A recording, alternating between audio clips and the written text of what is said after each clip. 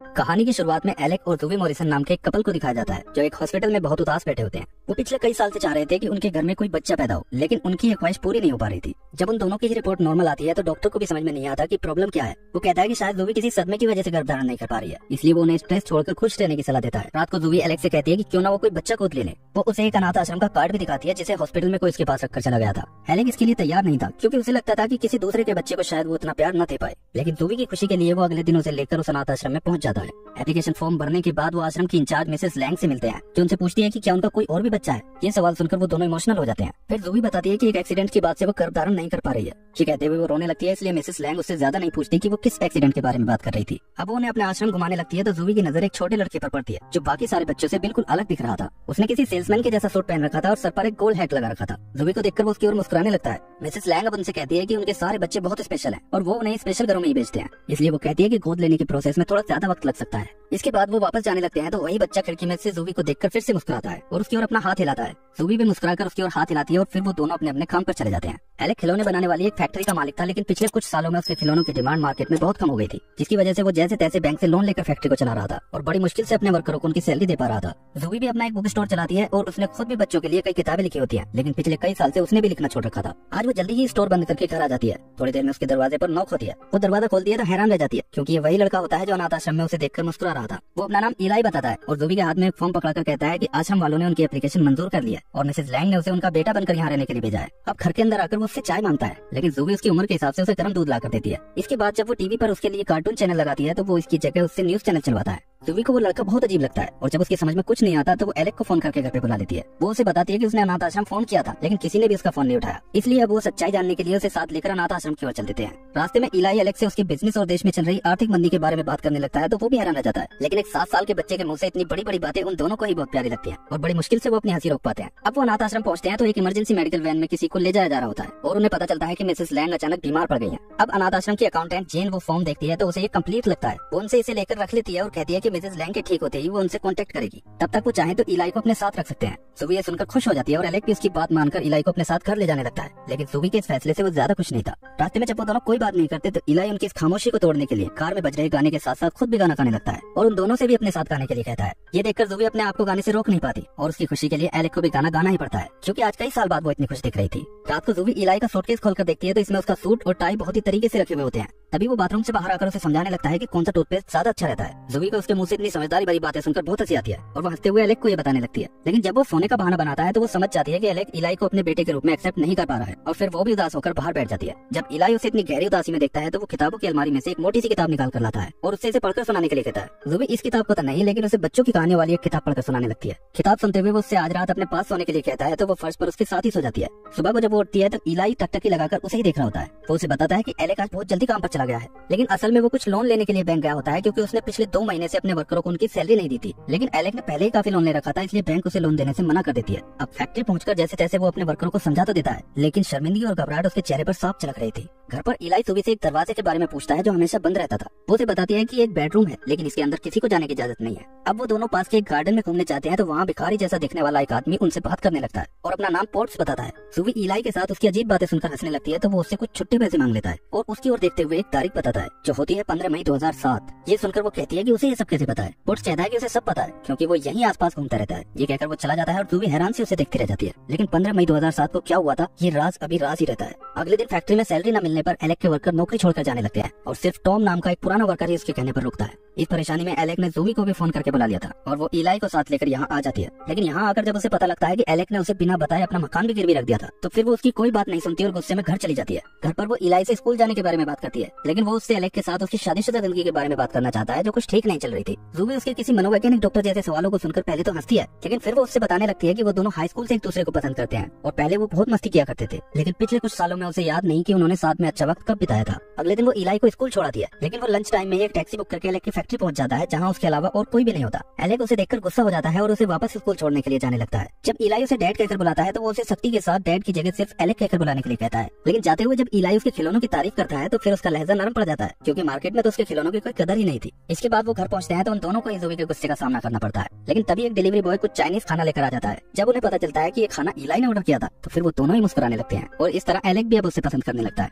रात को सोने से पहले ज़ुवी जब देखती है कि इलाई ने उस बंद पड़े बेडरूम से एक टेडी बियर निकाल लिया है तो वो इसे तुरंत उससे छीन लेती है और डांटते हुए फिर कभी भी उस रूम में न जाने की सख्त हिदायत देती है। अब आधी रात को इलाई चुपके से घर से निकलकर पास के उसी गार्डन में पहुंच जाता है और बेंच पर सोए हुए मिस्टर पोर्ट्स को उठाकर उनसे बातें करने लगता है। पोर्ट्स उससे उसकी नई फैमिली के बारे में पूछता है तो वो कहता है कि वो दोनों ही उसका बहुत ख्याल रखते हैं, लेकिन उसे रोज रोज स्कूल जाना पसंद नहीं है। पोर्ट्स उससे कहता है कि उसे थोड़ा सब्र रखना पड़ेगा क्योंकि हर काम में थोड़ा वक्त तो लगता ही है। उन दोनों की इन अजीब बातों के बाद अगले दिन दिखाया जाता है कि फैक्ट्री में एलेक्स से मिलने जॉन बर्न्स नाम का एक बिजनेसमैन आता है जो उसकी फैक्ट्री का माल खरीदता था। लेकिन यहाँ वो ये कहने आया था कि अब वो उसका माल नहीं खरीद सकता क्योंकि इस मंदी के दौर में उसके पुराने मॉडल वाले खिलौने बिक नहीं पा रहे हैं। वो उसे दो ऑफर देता है कि या तो वो अपनी फैक्ट्री को उसे बेच दे या फिर कोई नया आइडिया लेकर उसके पास आए। इस बात से एलेक्स बहुत परेशान हो जाता है क्योंकि उसने काफी पैसा लगाकर फैक्ट्री में खिलौनों का एक बड़ा स्टॉक जमा कर रखा था, लेकिन अगर इन खिलौनों को कोई खरीदेगा ही नहीं तो फिर वो पूरी तरह बर्बाद हो जाएगा। आज वो अपने फादर की कब्र पर जाकर उनसे माफी मांगता है क्योंकि जिस फैक्ट्री को 50 साल पहले उन्होंने अपने दम पर खड़ा किया था उसने पिछले कुछ सालों में ही उसे बर्बाद कर दिया था। उसकी ये सारी बातें मिस्टर पोर्ट्स उसके पीछे खड़ा होकर सुन रहा होता है। वो उसके पास आकर उसे कब्र पर खिल रहे गुलाब के फूलों को दिखाकर वहाँ से चला जाता है, लेकिन एलेक्स समझ जाता है कि वो उसे क्या समझाना चाहता था, इसलिए वो हार मानने के बजाय एक बार फिर से इस मुसीबत से निकलने की कोशिश में लग जाता है और अब वो इलाई को भी फैक्ट्री में आने से मना नहीं करता।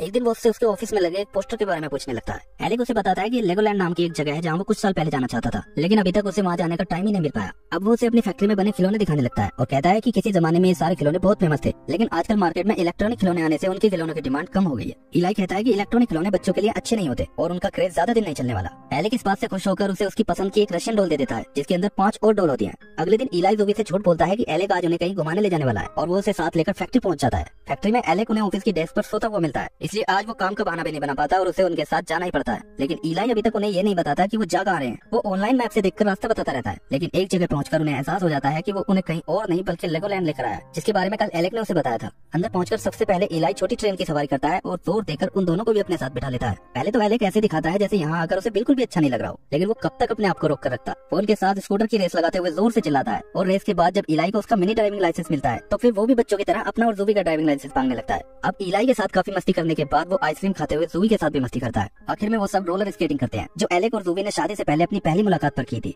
इसके बाद वो घर आ जाते हैं तो इलाई आज एलेक्स से उसे कहानी सुनाने के लिए कहता है। आज एलेक्स भी एक अच्छे फादर की तरह उसे बहुत ही दिलचस्पी के साथ कहानी सुनाता है और इसके बाद वो ज़ोवी के पास चला जाता है। इलाई आज उन दोनों को एक दूसरे के इतने करीब देखकर बहुत खुश होता है। अगले दिन सुबह को वो जल्दी उठकर पियानो पर एक धुन बजाने लगता है जो वहीं एक पेपर पर लिखी हुई थी। इस धुन को सुनकर एलेक्स और ज़ोवी जल्दी से नीचे आते हैं जैसे उन्हें किसी और के वहाँ होने की उम्मीद हो। इलाई के पूछने पर ज़ोवी कहती है कि ये धुन एलेक्स उनके बेटे को सिखाया करता था। उनका बेटा? इलाई हैरान होकर उनकी ओर देखने लगता है और आज वो उसे सब कुछ बताने का फैसला कर लेते हैं। ज़ोवी अब एक फोटो एल्बम खोलकर उसे अपने बेटे सैमुअल के बारे में बताने लगती है और कहती है कि आज वो उसके जितना ही बड़ा होता। अपने आंसुओं को रोकने की कोशिश करते हुए वो उसे सैमुअल के पहले फुटबॉल मैच और उसकी फेवरेट आइसक्रीम के बारे में बताती है। वो कहती है कि वो उसका एंजल था, उसकी पूरी दुनिया बसती थी उसमें। बोलते हुए उसकी आवाज भारी होने लगती है। इसके बाद वो उसे उस रूम में ले जाती है जिसे वो हमेशा बंद रखती थी। ये सैमुअल का बेडरूम था जो आज भी उन्होंने वैसे का वैसा ही रखा था। इलाई उससे पूछता है कि हुआ क्या था। ज़ोवी खिड़की से नीचे देखते हुए बताने लगती है कि 2 साल पहले जब वो अपना फुटबॉल मैच खेलकर उसके साथ घर वापस आ रहा था तो एक कार से उसका एक्सीडेंट हो गया था, जिसके बाद उन दोनों की जिंदगी बिल्कुल भी पहले जैसी नहीं रही। अब वो उसे अपने साथ सैमुअल की कब्र पर ले जाते हैं। एलेक्स के हाथ में वही टेडी बियर होता है जिसकी वजह से ज़ोवी ने एक दिन इलाई को डांटा था। वो कहता है कि सैमुअल रोज रात को इसे अपने साथ लेकर सोता था और उसे आज भी रोज सुबह उठकर ऐसा लगता है जैसे वो उसी कमरे में हो। ये बताते हुए एलेक्स टूट जाता है और रोते हुए कहता है कि उसे ऐसा महसूस होता है जैसे उसके दिल में एक बड़ा सा छेद बन गया हो जो कभी नहीं भर सकेगा। इस तरह एलेक्स और ज़ोवी पिछले 2 साल से जो दर्द अपने दिल में दबाकर जी रहे थे वो आंसुओं के साथ आज बाहर आ जाता है और दोनों एक दूसरे के गले लगकर काफी देर तक रोते रहते हैं। उनसे थोड़ी ही दूरी पर मिस्टर पोर्ट्स भी खड़ा होकर ये सब देख रहा होता है।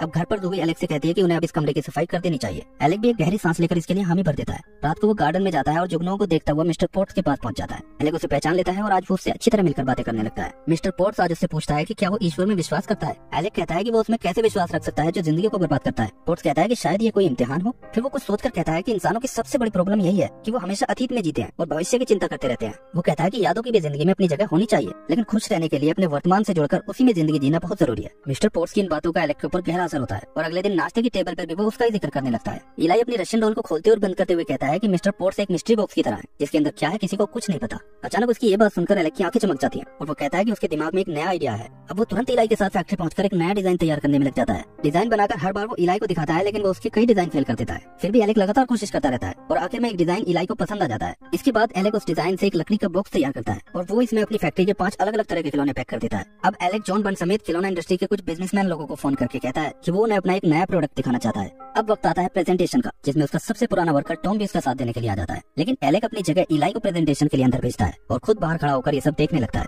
अब एक 7 साल के बच्चे को देखकर सारे बिजनेसमैन हंसने लगते हैं और उन्हें ये कोई मजाक लगता है। लेकिन इलाई पूरे कॉन्फिडेंस के साथ उन्हें बताता है कि वो एलेक्स के रिप्रेजेंटेटिव के तौर पर यहाँ प्रेजेंटेशन देने आया है। ये कहकर वो उस बॉक्स के ऊपर से पर्दा हटा देता है जिसके ऊपर एक क्वेश्चन मार्क के निशान के साथ मिस्ट्री बॉक्स लिखा होता है। उनमें से सबसे पहले जॉन बर्न्स से पूछता है कि इसके अंदर कौन से खिलौने हैं। इलाई कहता है कि अगर उसने ये बता दिया तो फिर इसे मिस्ट्री बॉक्स कौन कहेगा। जॉन को कुछ समझ में नहीं आता, लेकिन एक दूसरा बिजनेसमैन इलाई का पॉइंट समझ जाता है और कहता है कि लोग इसके अंदर के खिलौनों को जाने बिना इसे खरीदेंगे क्योंकि मिस्ट्री सबको पसंद है। वो कहता है कि आधे से ज्यादा एक्साइटमेंट और खुशी तो उन्हें इसे खरीदने और खोलने में ही मिल जाएगी। उसकी ये बात सुनकर एक जापानी बिजनेसमैन वहीं पर 20,000 बॉक्स का ऑर्डर दे देता है और फिर एक एक कर सभी अपना अपना ऑर्डर देने लगते हैं। तभी एलेक भी अंदर आ जाता है, जिसे देखकर सभी उसके इस अनोखे काम के लिए उसकी तारीफ करते हैं। एलेक आज बहुत खुश होता है और इस खुशी के मौके को वो अपनी फैमिली के साथ खूब एंजॉय करता है। रात को इलाई के साथ बॉल से खेलते हुए वो उससे कहता है कि अगर वो चाहे तो उसे डैड कहकर बुला सकता है। उसकी ये बात सुनकर इलाई और जूवी दोनों खुश हो जाते हैं। आज आधी रात को फिर से इलाई गार्डन में जाकर मिस्टर पोर्ट्स से मिलता है। पोर्ट्स एलेक की कामयाबी की खबर सुनकर बहुत खुश होता है और फिर वो उसके कान में कुछ कहता है। अगले दिन इलाई के साथ एलेक और जूवी गार्डन में आते हैं और मिस्टर पोर्ट्स को क्रिसमस पर अपने घर आने के लिए इनवाइट करते हैं। अब क्रिसमस पर दिखाया जाता है कि मिस्ट्री बॉक्स को मार्केट में जबरदस्त कामयाबी मिल जाती है और बच्चों में इसकी दीवानगी सच चढ़कर बोलने लगती है। मार्केट की इस हाई डिमांड को पूरा करने में एलेक को कोई भी परेशानी नहीं होती क्योंकि उसे फैक्ट्री में सिर्फ बॉक्स बनवाने पड़ते हैं और खिलौनों का स्टॉक तो उसके पास पहले से ही काफी पड़ा हुआ था। रात को मिस्टर पोर्ट्स उनके घर आता है और एलेक के कहने पर आज वो क्लीन शेव करके नहाकर बाथरूम से बाहर निकलता है। अब वो सब साथ में डिनर करते हैं और एक गेम खेलकर काफी मस्ती करते हैं। मिस्टर पोर्ट्स उन्हें इस तरह हंसता खेलता देखकर बहुत खुश होता है। जब वो जाने लगता है तो जूवी उसके हाथ में कुछ पैसे थमा देती है। पोर्ट्स पैसे लेने से मना करता है, लेकिन वो कहती है कि सड़कों पर जिंदगी गुजारने से पहले वो भी तो किसी का प्यारा बेटा रहा होगा और उसकी जगह उसका अपना बेटा भी तो हो सकता था। पोर्ट्स के जाने के बाद वो इलाई को उसके कमरे में सुलाने जाती है। आज वो उससे पूछता है कि क्या वो एंजल्स में विश्वास करती है। जूवी इस बात का कोई खास जवाब नहीं देती क्योंकि इस वक्त उसके दिमाग में कुछ और ही चल रहा था। वो एलेक के पास जाकर उसे गिफ्ट देती है। एलेक इसे खोलकर देखता है तो ये कुछ और नहीं बल्कि उसका प्रेगनेंसी टेस्ट होता है, जिसकी उन्होंने उम्मीद ही छोड़ दी थी। मतलब वो मां बनने वाली थी। इस खबर से एलेक की खुशी का ठिकाना नहीं रहता और वो जूवी को अपने सीने से लगा लेता है। वो ये खबर इलाई को सुनाना चाहता है, लेकिन जूवी कहती है कि वो सो गया होगा। लेकिन उन्हें इस बात की बिल्कुल भी खबर नहीं थी कि वो ऊपर बैठकर काफी वक्त से वो नहीं देख रहा था। अगले दिन सुबह होते ही एलेक की गुड न्यूज सुनाने के लिए ऊपर उसके कमरे में जाता है, लेकिन वो वहाँ नहीं होता बल्कि बेड पर उन दोनों के नाम एक लेटर पड़ा होता है। नीचे फोन पर अनाथ आश्रम की अकाउंटेंट जेन की कॉल आती है, जो जूवी को बताती है कि मिसेस लैंग ठीक होकर अस्पताल से वापस आ गई है। फिर वो बताती है कि उसने उनका वो फॉर्म मिसेस लैंग को दिखाया था, लेकिन इलाई नाम का कोई भी बच्चा उनके आश्रम में कभी था ही नहीं और अब उस फॉर्म के ऊपर उस बच्चे की फोटो भी नहीं है। उसकी ये बात सुनकर जूवी के हाथ से कॉफी का गिलास छोड़कर नीचे गिर जाता है। वो हैरान परेशान से एक डेस्क पर चपटती है और उसमें से इलाई का लेगोलैंड वाला मिनी ड्राइविंग लाइसेंस निकाल कर देखती है, लेकिन इस पर भी उसकी फोटो नहीं होती। अब उसे सब कुछ समझ में आने लगता है कि इलाई और मिस्टर पोर्ट्स इंसानों के रूप में तो एंजल्स थे जो उनकी बिखरी हुई जिंदगी में खुशियां लौटाने के लिए आए थे। उसे याद आ जाता है कि हॉस्पिटल में उसके पास अनाथ आश्रम का कार्ड रखकर जाने वाला कोई और नहीं बल्कि मिस्टर पोर्ट्स ही था। अब वो ऊपर जाकर इलाई का वो लंबा सा लेटर पढ़ती है, जिसमें उसने उन्हें अपने बेटे सैमुअल की बुरी यादों को भूलकर उसकी अच्छी यादों के साथ जिंदगी बिताने की बात कही थी। पढ़ते पढ़ते वो रोने लगती है और रोते हुए लेटर का बाकी हिस्सा पढ़ती है, जिसमें उसने अपने जाने और अपने लिए उनके प्यार का भी जिक्र किया था और एक भविष्यवाणी की थी कि उनके घर में बेटी पैदा होगी। मूवी के आखिर में दिखाया जाता है कि एलेक और जूवी अपनी नन्ही सी बेटी के साथ बहुत खुश होते हैं और एक दिन जूवी को ऐसा महसूस होता है जैसे इलाई उनसे मिलने वापस आया हो, लेकिन उसकी नजर पड़ते ही वो मुस्कुराकर गायब हो जाता है। इसी के साथ ये मूवी एंड हो जाती है।